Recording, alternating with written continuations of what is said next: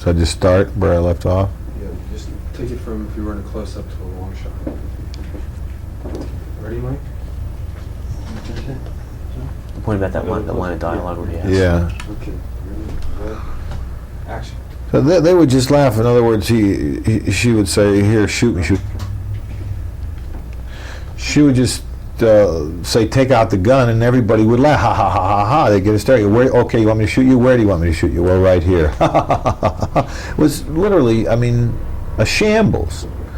As soon as we would put the flash forwards in, everybody would shut up because they knew something terrible was going to happen by the end of the picture.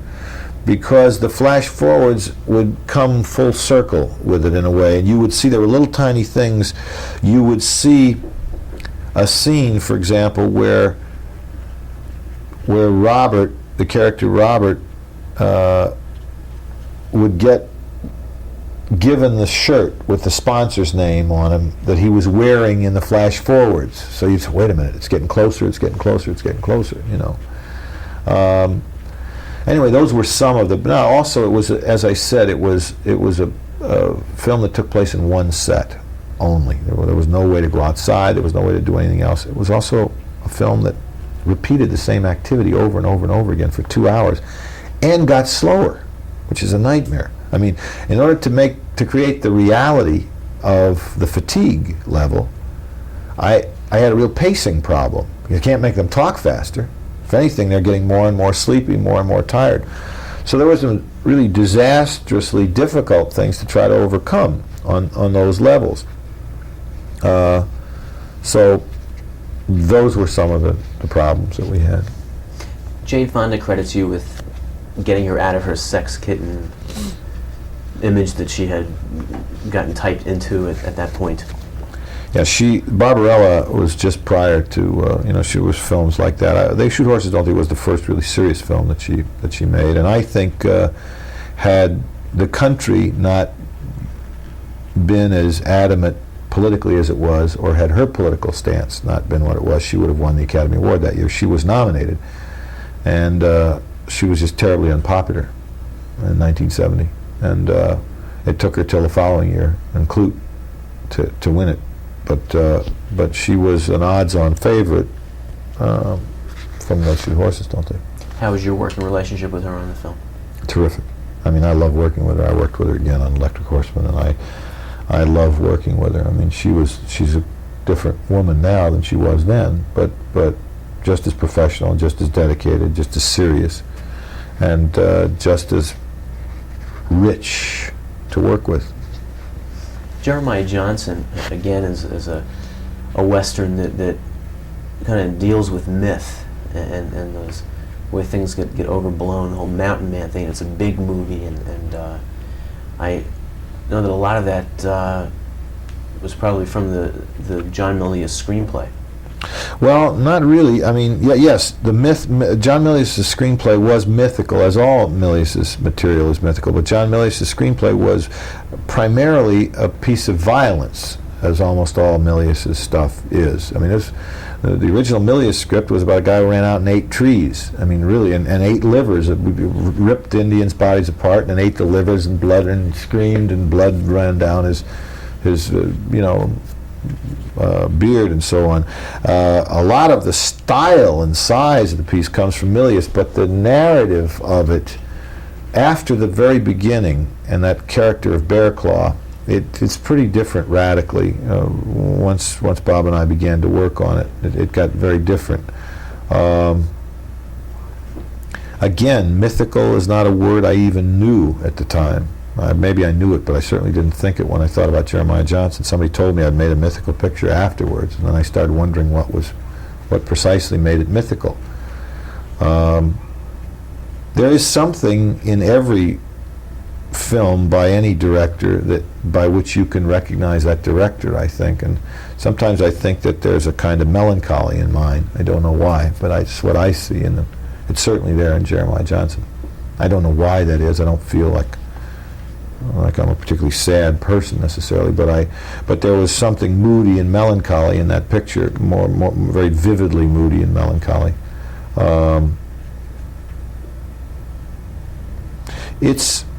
it's a, I think it's a very poetic film in a way, in the sense that it's one of the most purely visual films I've ever made. There's very, if you looked at the script, the dialogue script for it, there's very little. I mean, it's almost a silent picture. And as such, it's a picture that was made as much in the editing room as it was in the shooting. I was 7.5 months editing that picture.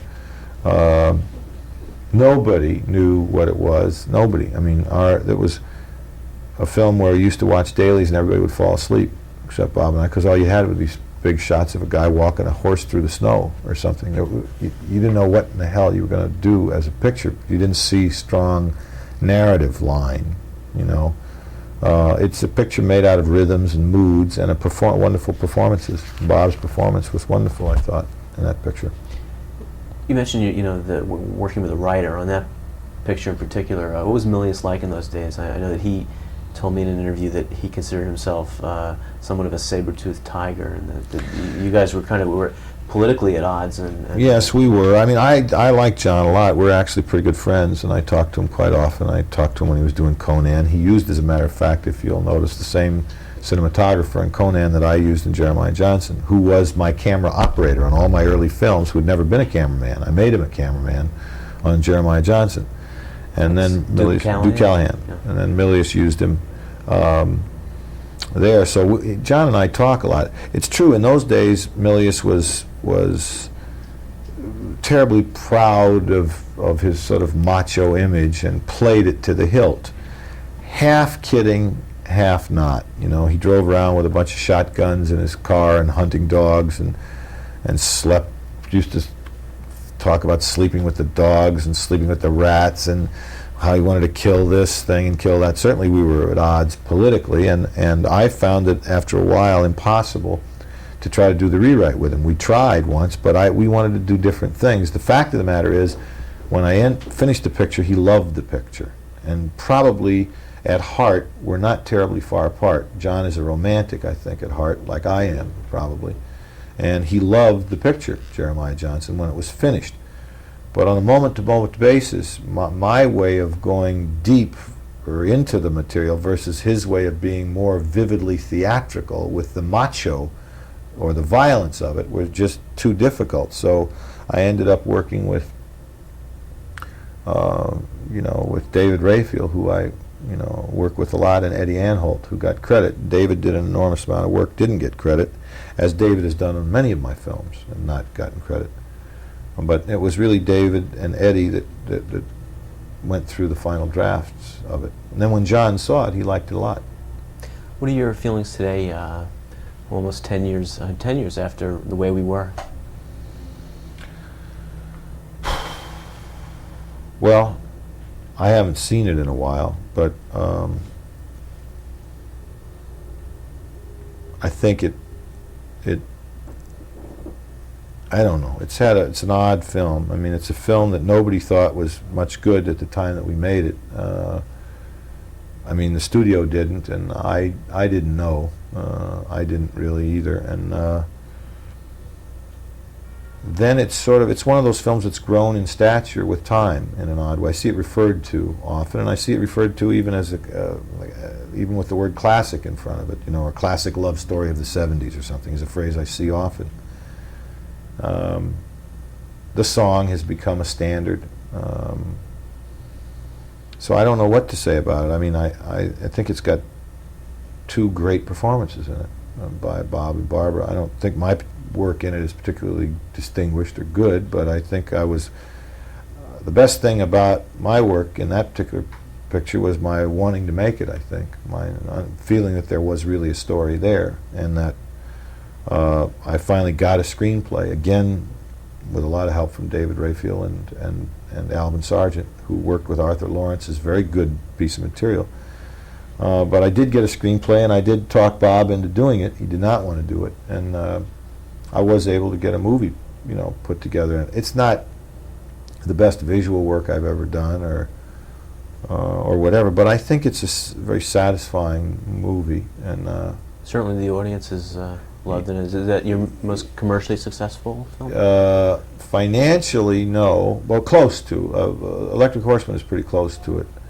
But yes, in terms of, and I have strange friends who really love that film. I mean, friends who I think of as being real cinema buffs, people that I would think would be tougher on film than that, who really like it. I mean, sort of cinema intelligentsia, if you will, who you expect to only like Bergman and Antonioni or something, and they loved the way we were.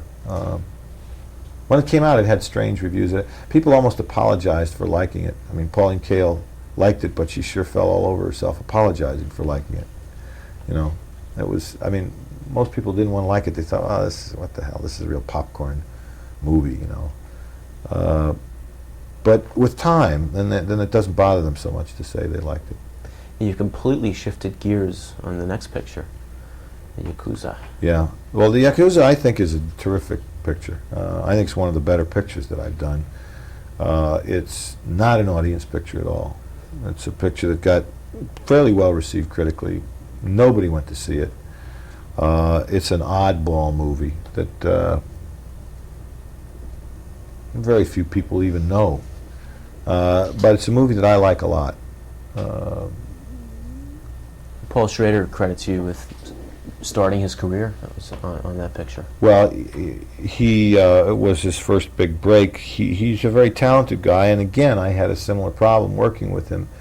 Not quite like Milius, but it was a taste problem. In other words, he was an ex-critic and a real film buff, and his models for everything were films that he'd seen before, and he approached everything from a sort of a genre point of view. You know, let's have a little violence in the first 10 minutes, then we can have some later. And I kept saying, I don't know what that means. All I know is this scene doesn't work. You know, but he was terrific, and his brother was terrific, Len, too, and they were both good, and they came over while we were shooting. Robert Town, came and did the rewrite for me on that. And I got to work with Mitchum, who was just wonderful to work with, and Brian Keith and some Richard Jordan, some real good actors, and a wonderful Japanese cameraman named Kozo Okazaki, and spent a lot of time in Japan. And I still think that that's a pretty damn good picture. Now, Mitchum kind of harkens back to that grand personality style of acting, if indeed there is such a thing. Mitchum is like an old, wise horse. He'll go just as fast or as hard as you make him. He can do anything. He can do anything. But he'll get away with as little as he thinks he can get away with. Not out of laziness, but out of the fact that I think he thinks most people don't know the difference. And sometimes it's true. You know, Mitchum is one of those guys that the world sometimes underestimates, and they never should, because he's a wise character who knows a lot about life. And what you see in that face is really there. You know, it's really been marinated in life, as have his thoughts and his whole persona. He's an extraordinary guy. Both 3 Days of the Condor and Bobby Deerfield seem to be that kind of big Hollywood packaged deal type of picture, as opposed to some of your more, quote, personal, unquote, type of works. Well, 3 Days of the Condor, I don't know. 3 Days of the Condor is one of the better received critically of my films. I think Deerfield probably you could say that about, but Condor, I don't know. Condor ended up being a pretty respectable film artistically, at least if you listen to New York critics. I think it may have started out that way, but it didn't end up that way. Somehow Condor exceeded itself. I think it began with Bob and I wanting to have some fun. That's really what it was. We kept saying, why are we always grappling with these horrendous themes and all this heavyweight stuff? Let's just go out and shoot a movie that's fun. It's contemporary, let's do this. That was when it was 6 Days of the Condor, and it was just a kind of frivolous James Bond romp. And then, as is our wont, once we sat down and started to work with it and really pull the scenes apart, and again pulled David Raphael in, I think it transformed itself into something else. That film is rather extraordinary of all the films I've done. That and Jeremiah. in the sense that that film has played out all of its runs and all of its reruns on cable and on one network, half of its runs and reruns on a second network, and still plays prime time on a prime network and gets a box around it in the New York Times and gets high ratings. It gets one of the best bets box around it, when it just did 3 Sundays ago or whatever when it was on. And that's an old film now, it's 7 years old.